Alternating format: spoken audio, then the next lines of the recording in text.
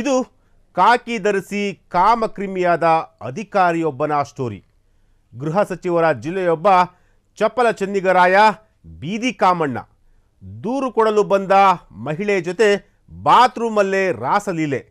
ಛೀ ಥೂ ನೀಚ. ಪೊಲೀಸ್ ಇಲಾಖೆಯ ಮಾನ ಹರಾಜು ಹಾಕ್ಬಿಟ್ಟ. ಎಸ್, ಇದು ರಾಜ್ಯವನ್ನೇ ಬೆಚ್ಚಿ ಬೀಳಿಸುವ ರೇಪಿಸ್ಟ್ ಡಿವೈಎಸ್ಪಿಯ ರಾಸಲೀಲೆ ಸ್ಟೋರಿ.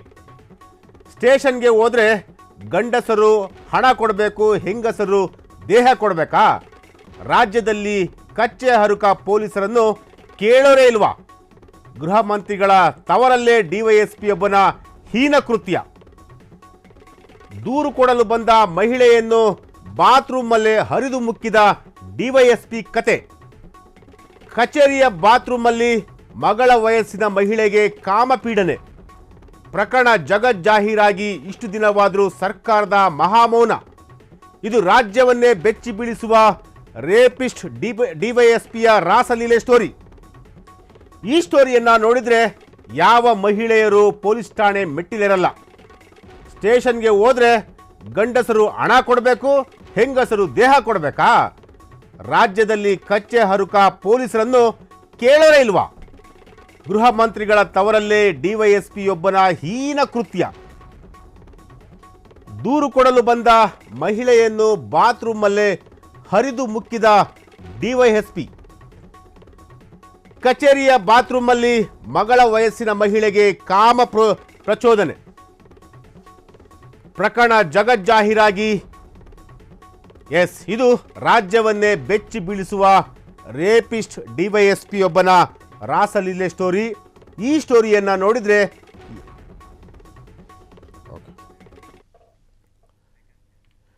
ರಾಸಲೀಲೆ ನಡೆಸಿ ಸಿಕ್ಕಿಬಿದ್ದ ಡಿವೈಎಸ್ಪಿ ರಾಮಚಂದ್ರಪ್ಪ.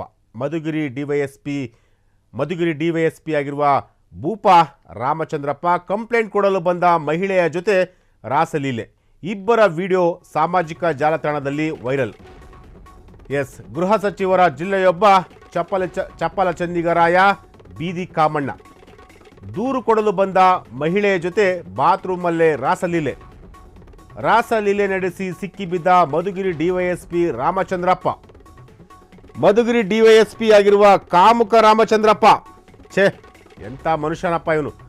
ಕಂಪ್ಲೇಂಟ್ ಕೊಡಲು ಬಂದ ಮಹಿಳೆಯ ಜೊತೆಯಲ್ಲೇ ಕಚೇರಿಯಲ್ಲಿ, ಅದುವೇ ರಾಸಲೀಲೆ. ಡಿವೈಎಸ್ಪಿ ರಾಸಲೀಲೆಯ ವಿಡಿಯೋ ಸಾಮಾಜಿಕ ಜಾಲತಾಣಗಳಲ್ಲಿ ಈಗ ವೈರಲ್. ಕಚೇರಿಯಲ್ಲಿ ಮಹಿಳೆಯ ಜೊತೆ ರಾಸಲೀಲೆ ನಡೆಸಿ ಸಿಕ್ಕಿಬಿದ್ದಂತಹ ಡಿವೈಎಸ್ಪಿ. ಗೃಹ ಸಚಿವರ ಜಿಲ್ಲೆಯಲ್ಲೊಬ್ಬ ಚಪಲ ಚೆನ್ನಿಗರಾಯ ದೂರು ಕೊಡಲು ಬಂದ ಮಹಿಳೆ ಜೊತೆ ಬಾತ್ರೂಮಲ್ಲೇ ರಾಸಲೀಲೆ ನಡೆಸಿ ಸಿಕ್ಕಿಬಿದ್ದ ಮಧುಗಿರಿ ಡಿವೈಎಸ್ಪಿ ರಾಮಚಂದ್ರಪ್ಪ. ಮಧುಗಿರಿ ಡಿವೈಎಸ್ಪಿ ಆಗಿರುವ ಕಾಮುಕ ರಾಮಚಂದ್ರಪ್ಪ ಕಂಪ್ಲೇಂಟ್ ಕೊಡಲು ಬಂದ ಮಹಿಳೆ ಜೊತೆ ಕಚೇರಿಯಲ್ಲೇ ರಾಸಲೀಲೆ. ಛೇ ಎಂಥ ಮನುಷ್ಯ ರೀ ಇವನು. ಡಿವೈಎಸ್ಪಿ ರಾಸಲೀಲೆಯ ವಿಡಿಯೋ ಸಾಮಾಜಿಕ ಜಾಲತಾಣಗಳಲ್ಲಿ ಈಗ ಸಿಕ್ಕಾಪಟ್ಟೆ ವೈರಲ್ ಆಗಿರುವಂತಹದ್ದು.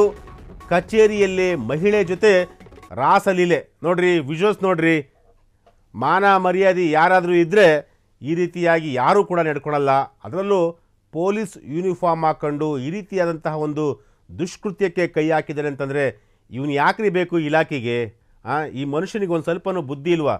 ಹೋಗಿ ಮಗಳ ವಯಸ್ಸಲ್ಲಿರುವಂತಹ ಒಂದು ಆ ಮಹಿಳೆ ಜೊತೆ ಆ ರೀತಿಯಾಗಿ ವರ್ತನೆಯನ್ನು ಮಾಡ್ತಾ ಇದ್ದಾನೆ ಅಂತಂದರೆ ಇವನ ಮನಸ್ಥಿತಿ ಯಾವ ರೀತಿ ಇರುತ್ತೆ? ಛೇ, ಇಂಥವ್ರ ಬಗ್ಗೆ ಹಿರಿಯ ಅಧಿಕಾರಿಗಳು ನಿರ್ದಾಕ್ಷಿಣ್ಯವಾಗಿ ಕ್ರಮ ತಗೋಬೇಕು. ಯಾಕೆಂತಂದರೆ ಇಂಥವ್ರನ್ನ ಏನಾದರೂ ಇಲಾಖೆಯಲ್ಲಿ ಇಟ್ಕೊಂಡ್ರೆ ಖಂಡಿತವಾಗಲೂ ಮಹಿಳೆಯರಿಗೆ, ಹೆಂಗಸರಿಗೆ ಈ ಒಂದು ಸ್ವಲ್ಪನೂ ಕೂಡ ಮರ್ಯಾದೆ ಇರಲ್ಲ. ಆ ರೀತಿಯಾಗಿ ಈತ ವರ್ತನೆ ಮಾಡ್ತಾ ಇದ್ದಾನೆ. ಈ ರೀತಿಯಾಗಿ ಒಬ್ಬ ಅಧಿಕಾರಿ, ಅದರಲ್ಲೂ ಡಿವೈಎಸ್ಪಿ ಅಂತಾರೆ ಬೆಂಗಳೂರಲ್ಲಿ ACP, ಆ ಒಂದು ರೇಂಜ್ ಮಟ್ಟದ ಒಬ್ಬ ಅಧಿಕಾರಿ. ಸೊ ಇಂತಹ ಒಬ್ಬ ಕಾಮುಕ ಪೊಲೀಸ್ ಇಲಾಖೆಯಲ್ಲಿ ಇದ್ದಾನೆ ಅಂತಂದರೆ ಇದು ಇಡೀ ಪೊಲೀಸ್ ಇಲಾಖೆಗೆ ಕಪ್ಪು ಚುಕ್ಕೆ. ಕರ್ನಾಟಕ ಪೊಲೀಸ್ ಅಂತಂದರೆ ಇಡೀ ದೇಶದಲ್ಲೇ ಹೆಸರುವಾಸಿಯಾಗಿರುವಂತಹ ಒಂದು ಇಲಾಖೆ. ಅಂತಹ ಇಲಾಖೆಯಲ್ಲಿ ಇಂತಹ ಒಬ್ಬ ಕಾಮುಕ ಇದ್ದಾನೆ ಅಂತಂತಂದರೆ ಏನು ಹೇಳಬೇಕು? ಅದು ಪೊಲೀಸ್ ಇಲಾಖೆಯ ಕಚೇರಿಯಲ್ಲಿ ದೂರು ಕೊಡಲು ಬಂದಂತಹ ಒಬ್ಬ ಮಹಿಳೆಯ ಮೇಲೆ ಈ ರೀತಿಯಾಗಿ ಈತ ತನ್ನ ಕಾಮ ತೃಷೆಯನ್ನು ತೀರಿಸ್ಕೊಳ್ತಾ ಇದ್ದಾನೆ ಅಂತಂತಂದರೆ ಈ ಮನುಷ್ಯನಿಗೆ ಇನ್ಯಾವ ರೀತಿ ಹೇಳಬೇಕು? ಇದೇನಾ ಸಂಸ್ಕೃತಿ? ಇದೇನಾ ಪೊಲೀಸ್ ಇಲಾಖೆಯಲ್ಲಿ ಎಂತೆಂಥ ಅಧಿಕಾರಿಗಳಿದ್ದಾರೆ, ಅಂತಹ ಅಧಿಕಾರಿಗಳ ಜೊತೆ ಇಂಥ ಒಬ್ಬ ಅಧಿಕಾರಿ ಇದ್ದಾನೆ ಅಂತಂತಂದರೆ ಅಸಹ್ಯ ಅನಿಸುತ್ತೆ. ಅದರಲ್ಲೂ ಈ ಒಂದು ಘಟನೆ ನಡೆದಿರುವಂತಹದ್ದು ಗೃಹ ಸಚಿವರ ತವರು ನಾಡಾದಂತಹ ತುಮಕೂರು ಜಿಲ್ಲೆಯಲ್ಲಿ